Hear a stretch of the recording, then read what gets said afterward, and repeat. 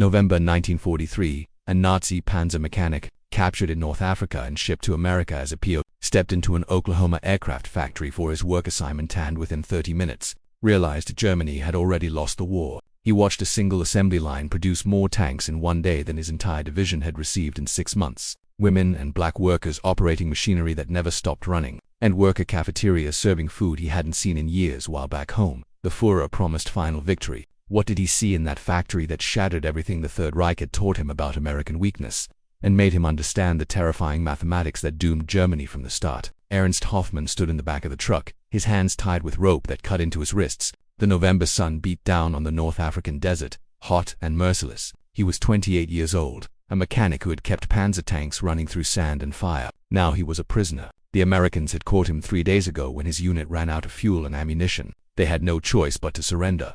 The war was not supposed to end like this. Ernst had joined the party when he was 19. He believed every word they said. Germany would win because Germans were stronger, smarter, better than everyone else. The Americans were weak and lazy, corrupted by money and mongrel races. Their factories made cheap junk while German craftsmen built machines with precision and care. This is what the radio said. This is what the newspapers printed. This is what Ernst believed with his whole heart.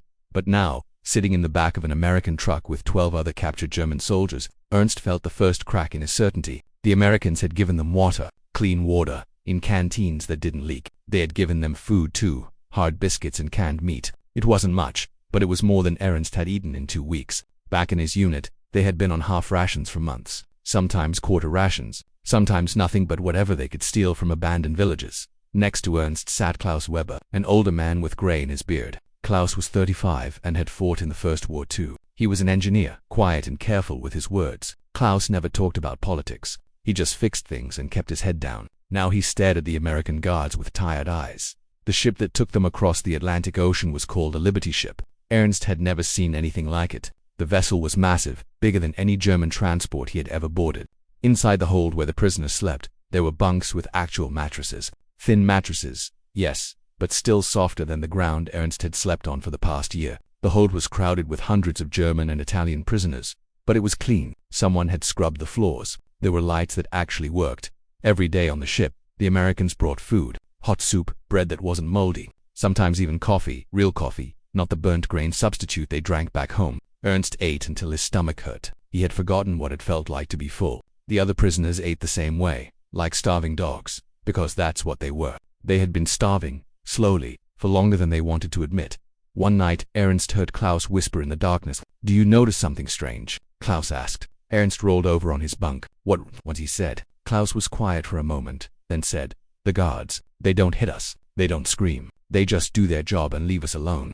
Ernst thought about this. It was true. The American guards were almost polite. They gave orders, yes, but without the rage and violence Ernst had seen from his own officers. One guard had even helped an older prisoner who had trouble climbing the stairs after 2 weeks at sea.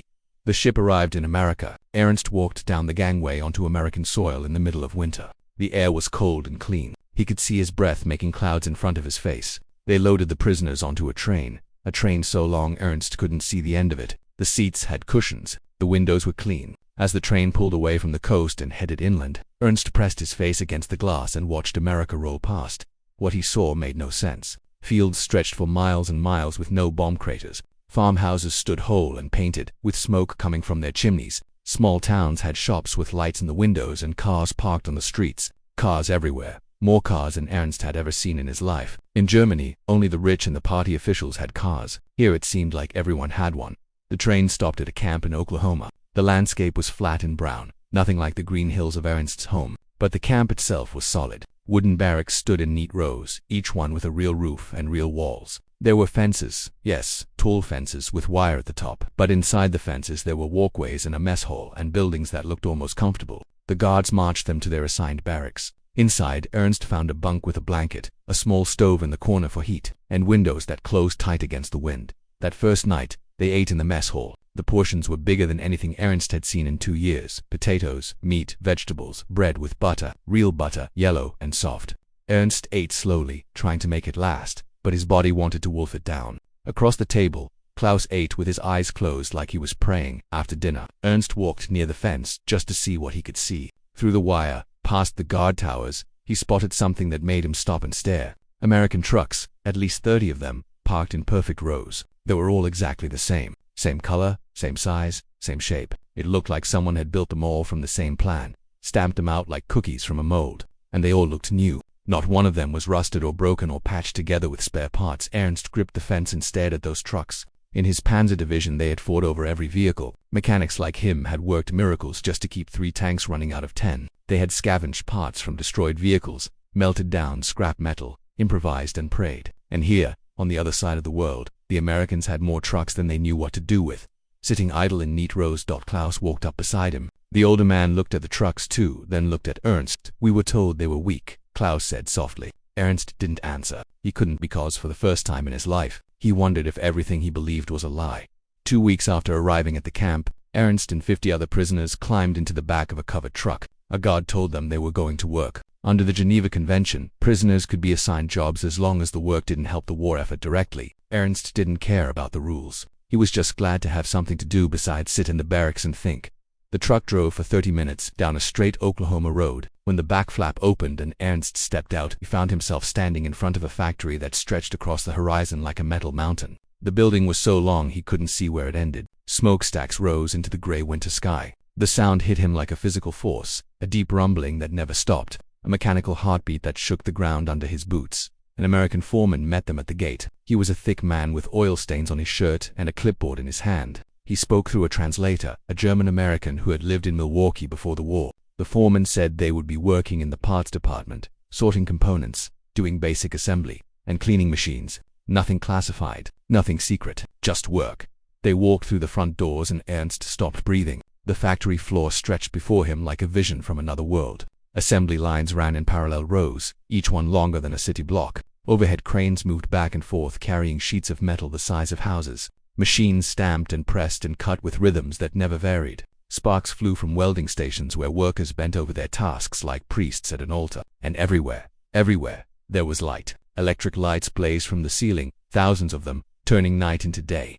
Ernst had worked in German factories. He knew what a production facility looked like. But this was different. This wasn't a factory. This was a cathedral built to worship the god of machines.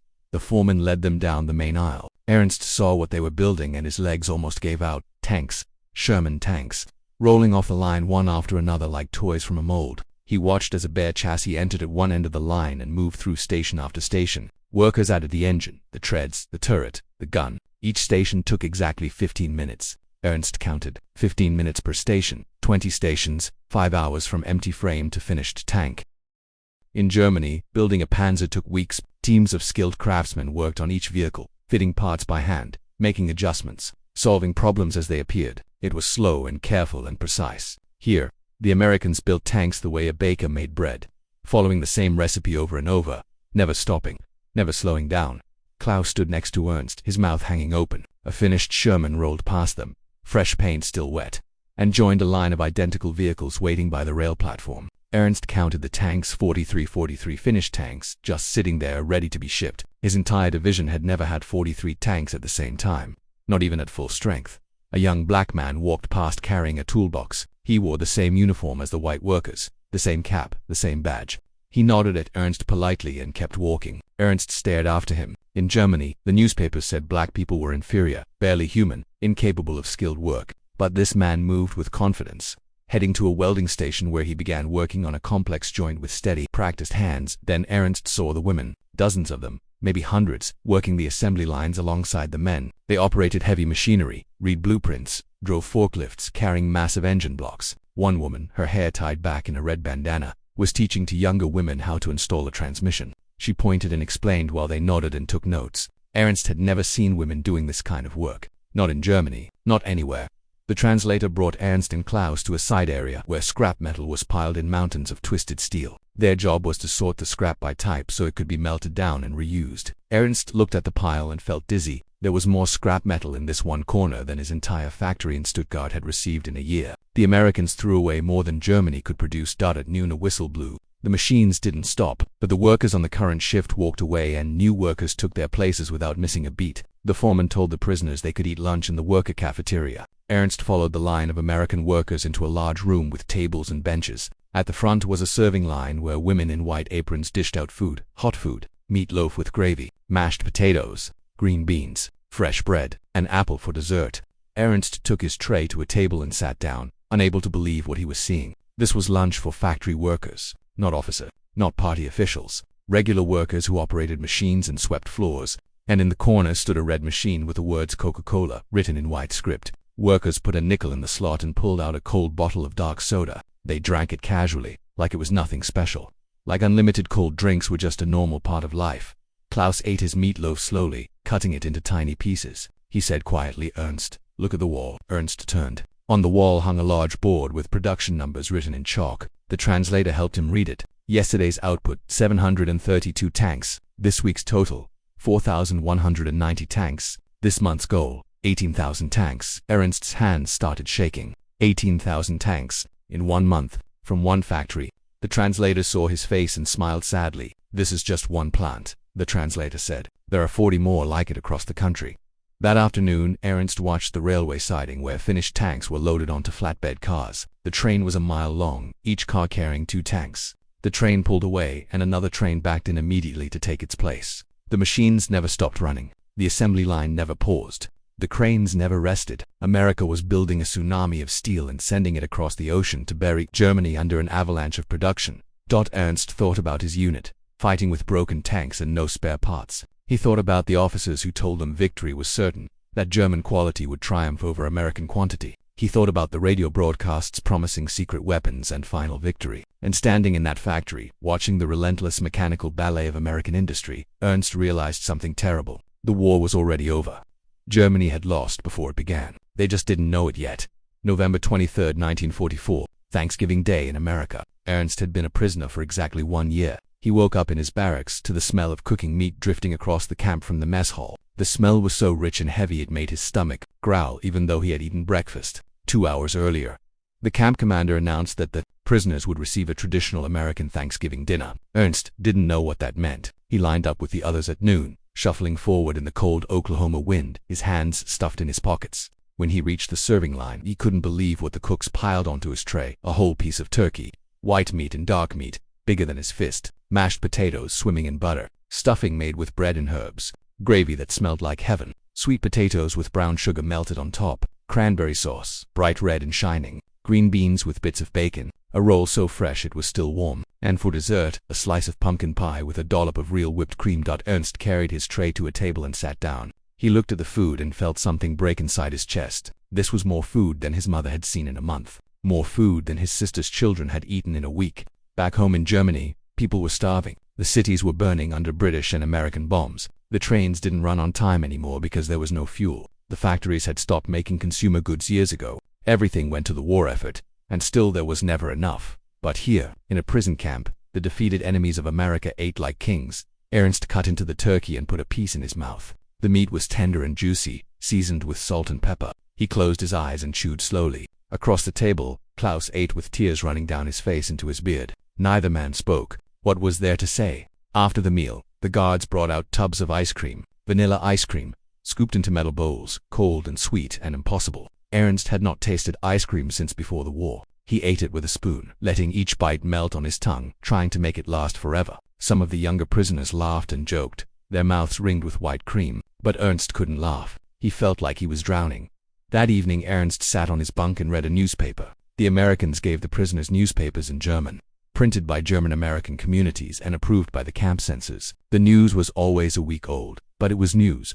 Ernst read about the Soviet advance in the east. He read about the Allied armies pushing through France. He read about Berlin, his capital city, burning under waves of bombers that came every night now, unstoppable, relentless. The paper said the Luftwaffe was destroyed. The paper said Germany had no fuel for its tanks. The paper said the Reich was collapsing, and Ernst, with the taste of pumpkin pie still in his mouth, knew it was all true. The men in Berlin could lie on the radio all they wanted. They could promise victory and secret weapons and final triumph. But the truth was here, on this page, written in black ink. Germany was dying, and Ernst had spent the day eating turkey and ice cream the next week.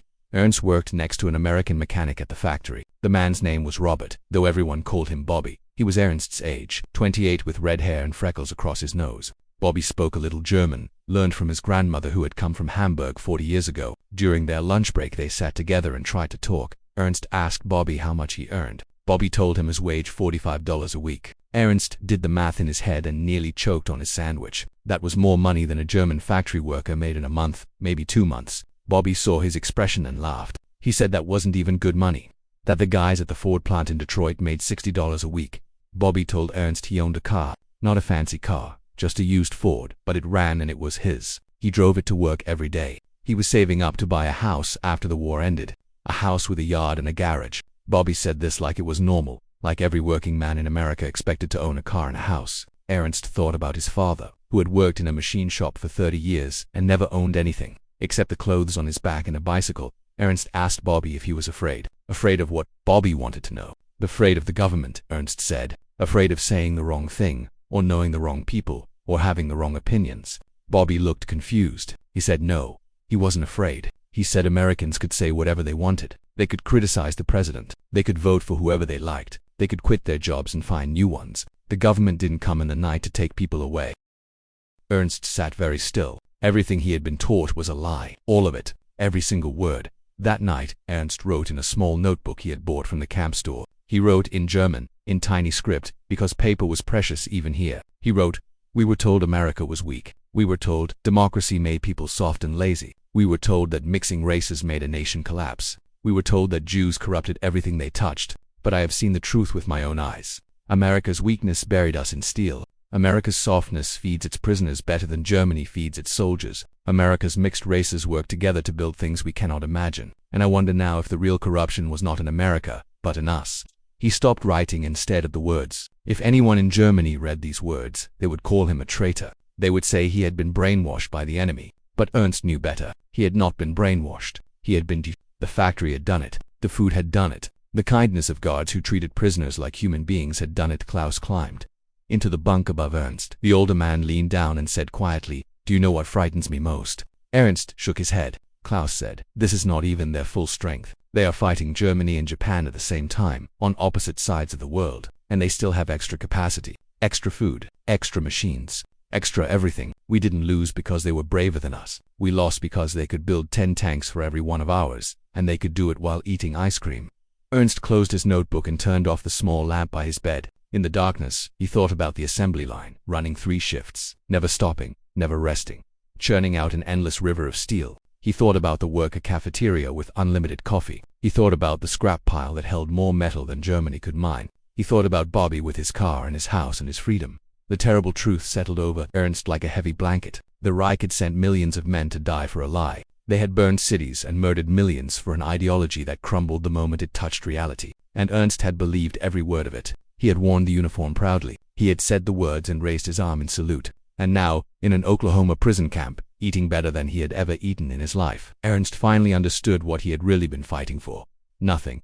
Absolutely nothing. Just lies built on lies, collapsing under the weight of American abundance. The ship that brought Ernst back to Germany in the spring of 1946 was a British transport vessel, gray and rusted and crowded with prisoners going home. Ernst stood at the rail as the coast of Europe appeared through the morning fog. He had been gone for 3 years. 3 years since the desert, since capture, since America. Now he was coming back to a country he no longer recognized. The port city of Hamburg had been once beautiful. Ernst remembered it from before the war, with its grand buildings and busy streets and ships from all over the world crowding the harbor. Now, as the transport pulled into dock, Ernst saw only ruins. Mountains of rubble stretched as far as he could see. Buildings stood like broken teeth, their walls blown away, their insides exposed to the sky. Cranes sat idle and broken. No smoke rose from factory chimneys because there were no factories left to smoke. Ernst walked down the gangway, with his small bag over his shoulder. Inside the bag were his few possessions: 2 changes of clothes, a notebook filled with sketches and diagrams from the American factory, and a small American flag that a guard had given him as a parting gift. The flag was folded carefully at the bottom of the bag, hidden because Ernst wasn't sure if having it was allowed or safe. The processing center was a half-destroyed warehouse near the docks. British soldiers checked papers and asked questions and stamped forms. Ernst waited in line for 3 hours. Around him, other returning prisoners stood silent and thin, their eyes hollow, their faces gray. These were the survivors, the ones who had lived through the camps and the battles and the long journey home. The lucky ones. People called them. Ernst didn't feel lucky. After processing, Ernst began the long walk to his family's apartment in the north part of the city. The streets were rivers of rubble. Women with scarves tied around their heads picked through the ruins, looking for anything useful: bricks, wood, metal scraps. Children played in the bombed-out buildings, thin children with old faces, No one smiled. No one laughed. The city felt like a graveyard where the dead still walked around. Ernst's apartment building was still standing. Barely. Half the roof was gone and the windows were all broken, covered with boards and pieces of cloth. Ernst climbed the dark stairs to the third floor, his footsteps echoing in the empty stairwell. He knocked on the door of his family's apartment. For a long moment, nothing happened. Then the door opened a crack and his mother's face appeared, older than he remembered, her cheeks sunken and her hair completely white. She didn't recognize him at first. Then she screamed and pulled him inside and held him so tight he couldn't breathe. His sister came running from the back room, crying, touching his face like she didn't believe he was real. His two nephews, who had been babies when he left, hid behind their mother's skirt and stared at the stranger who was their uncle. They sat at the kitchen table, which was really just a piece of a door laid across to wooden crates. His mother made tea from dried leaves that weren't really tea, just herbs she had found growing in the ruins. She apologized for not having sugar. She apologized for not having bread. She apologized for not having anything to offer him except hot water with weeds in it. Ernst asked about his father. His mother looked down at her hands. His father had died in the winter of 1945, she said. Not from bombs, from hunger. He had given his food to the children and told everyone he wasn't hungry. And one morning he just didn't wake up. Ernst sat in the cold apartment and listened to his mother talk. She told him about the bombing raids that came every night. She told him about eating potato peels and tree bark. She told him about the day the electricity stopped working and never came back. She told him about trading her wedding ring for a loaf of bread. She told him about the rats that came into the apartment through the broken walls, and how sometimes she caught them and cooked them because there was nothing else. And then Ernst told her about America. He told her about the factory that never stopped running. He told her about the worker cafeteria with unlimited food. He told her about the Thanksgiving dinner with turkey and pie and ice cream. He told her about Bobby, the mechanic who owned a car and was saving up for a house. His mother stared at him like he was speaking a foreign language. His sister shook her head slowly. They didn't believe him. They thought prison had driven him crazy. How could the enemy have so much when Germany had nothing? How could prisoners eat better than free German citizens? It made no sense. It was impossible. Ernst opened his notebook and showed them his sketches, assembly line diagrams, production schedules, drawings of machines that stamped out tank parts like coins from a mint, the numbers he had written down, numbers so large they looked like lies. His mother looked at the pages and touched them carefully, like they might burn her fingers. Klaus came to visit 2 weeks later. The older man had made it back to Munich and was now working with the American occupation forces, helping to rebuild factories. Klaus said the Americans were bringing in something called the Marshall Plan, money and materials to help Germany recover. They needed men who understood American industrial methods, Klaus said. Men who had seen how it was really done. Ernst took a job with the reconstruction effort. He worked 12 hours a day, teaching German workers how to organize assembly lines, how to maintain machines, how to increase efficiency without sacrificing quality. The Americans brought tools and equipment and blueprints. Ernst took what he had learned in Oklahoma and applied it to the ruins of his homeland. Slowly, very slowly, the factories began to rise again from the rubble. At night, Ernst wrote in his notebook. He wrote about what he had learned, what he had seen, what he now understood. He wrote about the lies that had destroyed his country. He wrote about the propaganda that had sent millions to die for nothing. He wrote about the terrible mathematics of industrial war, where abundance defeated ideology every single time. Years passed.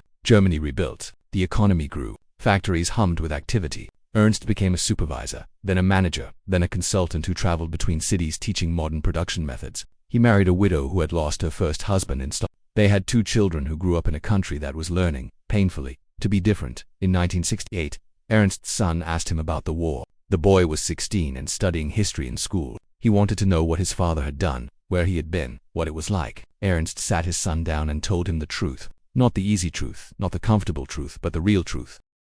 He said, I spent 2 years in an American prison camp in Oklahoma. I worked in a factory that built more tanks in 1 day than Germany built in a month. I ate better as a prisoner than I had eaten as a free man in the Reich. And in that factory, I learned something that saved my life. I learned that everything I had been taught was a lie. Ernst pulled out his old notebook, the pages yellow and fragile now, and showed his son the diagrams and numbers. He said, we lost the war the moment America entered it. We just didn't know it yet. Their machines never stopped running. Ours always did. And that made all the difference. His son asked him if he hated the Americans for defeating Germany. Ernst shook his head. He said, I left Germany a prisoner, but I left America a free man, because I finally saw the truth. The cage I escaped wasn't in Oklahoma. It was in my own mind, built by people who lied to me my whole life.